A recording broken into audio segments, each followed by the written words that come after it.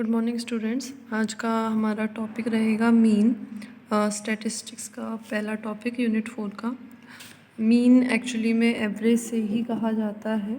तो सबसे पहले mean of x1 x2 x3, अगर आपको डेटा दिया हुआ है, मान लो आपको n नंबर्स दिए हुए हैं और उसका मीन निकालना है, तो मीन कैसे निकालते हैं? मीन इक्वल्स टू सारे नंबर्स को ऐड कर दो and divided by total number. ये टोटल कितने हैं?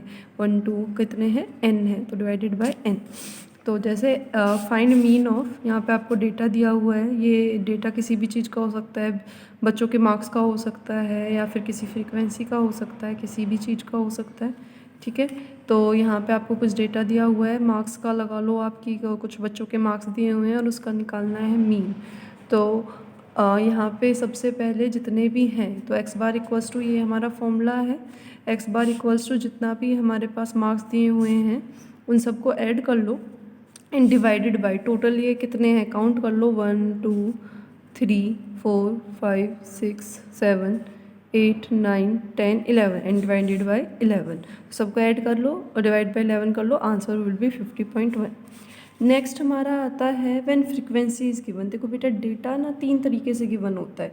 एक, जब हर किसी का इंडिविजुअली डेटा गिवन हो, जैसे यहाँ पे है, पहले बच्चे के इतने मार्क्स हैं, दूसरे के इतने, तीसरे के इतने मार्क्स हैं, चौथे के 50.3 हैं, इस टाइप से।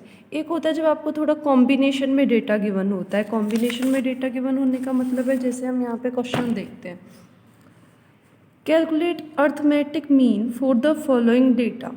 यहाँ पे आपको इनकम दी हुई है और नंबर ऑफ़ एम्प्लॉय दिए हुए हैं। मतलब 4 एम्प्लॉय ऐसे हैं जिनके हमारे पास इनकम कितनी है, 500। इससे पहले जो हमने क्वेश्चन किया था उसमें डेटा ये था कि आपको हर किसी की अलग अलग दी हुई थी, कि पहले की 500, फिर दूसरे की भी 500, फिर तीसरे की भी 500, फिर चौथे की भी 500। इन्होंने क्या किया कि हम इतना अलग अलग क्यों लिखें? ये डेटा लिखने का तरीका अलग हो गया कि 500 इनकम है, कितने एम्प्लॉय की इनकम है? 4 एम्प्लॉय की।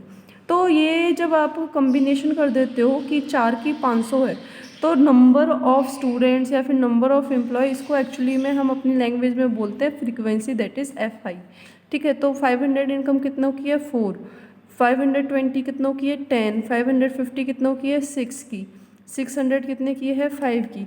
तो यहाँ पे जो हमारा मीन का जो फॉर्मूला होता है वो बन जाता है मीन को बेटा एक्स बार से डिनोट करते हैं। Mean equals to summation FI XI upon summation FI की। तो ये आपकी XI हो गया, इनकम दी हुई है। नंबर ऑफ़ एम्प्लॉय मतलब ये आपका हो गया FI। तो आपको करना क्या है, पहले इनको मल्टीप्लाई करना है। देखो, फॉर्मूला तो वही है जो पहले था एवरेज का, कि सबको ऐड करके डिवाइडेड बाय टोटल। तो बेटा यहाँ पे एक बार बताओ, 500 अगर ऐसे डेटा गिवन होता तो 500 कितनी बार आता? 4 बार। तो ऑब्वियसली 500 कितनी बार ऐड होता? 4 बार। तो अब हम 4 बार अलग अलग से ऐड नहीं कर रहे, हम क्या कर रहे हैं, FI XI मतलब मल्टीप्लाई कर दो। तो FI XI निकाल लिया है यहाँ पे। 520 को 10 से मल्टीप्लाई कर दिया, 550 को 6 से। यहाँ FI XI समेशन, ये जो साइन लगा हुआ है ना, ये इसको समेशन बोलते हैं। समेशन का मतलब होता है सबको ऐड कर दो। तो फॉर्मूला क्या है, summation FI XI upon summation FI। तो एक तो आपको इसका सम चाहिए और एक आपको इनका सम चाहिए, तो इन दोनों का सम करके डिवाइड करके हमारा मीन क्या आ गया, 596.67। बेटा नेक्स्ट होता है थर्ड मेथड। देखो ये 3 एग्जाम्पल हैं कॉन्टीन्यूसली बुक में तुम्हारी में। पहला, जब इंडिविजुअल डेटा दिया हुआ है तो सबको ऐड करके टोटल नंबर से डिवाइड कर दो। दूसरा, जब आपको फ्रीक्वेंसी साथ में दी हुई है तो इनको पहले मल्टीप्लाई करके ऐड करो और इधर फ्रीक्वेंसी को ऐड करके डिवाइड कर दो। तीसरा है बेटा जब कॉन्टीन्यूस डेटा। कॉन्टीन्यूस डेटा का मतलब होता है, देखो यहाँ तो आपको बिल्कुल फिक्स दिया हुआ है कि 500 रुपये। अब मैं ये कह दूँ कि 4 एम्प्लॉय की सैलरी 500 से 600 के बीच में है, तो आपको फिक्स नहीं दिया ना, तो उसको बोलते हैं कॉन्टीन्यूस डेटा। जैसे ये है, ये आपको इसको क्लास बोलते हैं। मतलब अगर आपको ये ऐसे कॉन्टीन्यूस दिया हुआ है कि 0 से 8, 8 से 16 है, तो उस चीज़ को क्लास बोल देते हैं।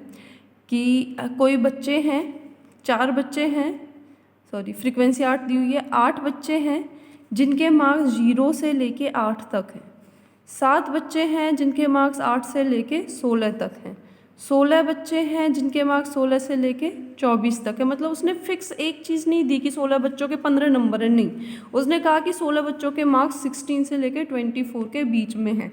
तो देखो बेटा फॉर्मूला तो वही यूज़ होना है आपका summation F I x I upon summation F I, but आपको समेशन एफ आई एक्स आई के लिए यहाँ एफ आई तो बिल्कुल साफ साफ दिया हुआ है 8 7 16 24 15 7, ठीक है, बट ये एक्स आई तो नहीं दिया हो। अब 0 से लेके 8 को आप 8 से कैसे मल्टीप्लाई कर लोगे, तो आप क्या करते हो, आप यहाँ पे मिड पॉइंट निकालते हो। इन सब का क्या निकालोगे, मिड पॉइंट। जैसे 0 से 8 का मिड पॉइंट 4, 8 से 16 का 12, 16 से 24 का 20, 24 से 32 का 28। फिर क्या करोगे, फिर यही formula summation F I x I upon summation F I, देखो यहाँ दूसरे तरीके से किया हुआ है, ये भी समझाऊंगी, पर यही क्वेश्चन सिंपल तरीके से हो सकता है बिल्कुल इसी की तरह से। बस इस क्लास का मिड पॉइंट निकाल लो, फिर वही फॉर्मूला एफ आई को एक्स आई से मल्टीप्लाई कर लो, एक रो बन जाएगी, उसको ऐड कर दो, यहाँ एफ आई को ऐड कर दो और summation F I x I divided by summation F I, ये सेम फॉर्मूला अप्लाई हो जाएगा। बस इस क्वेश्चन में और इस क्वेश्चन में चेंज क्या है कि आपको यहाँ पे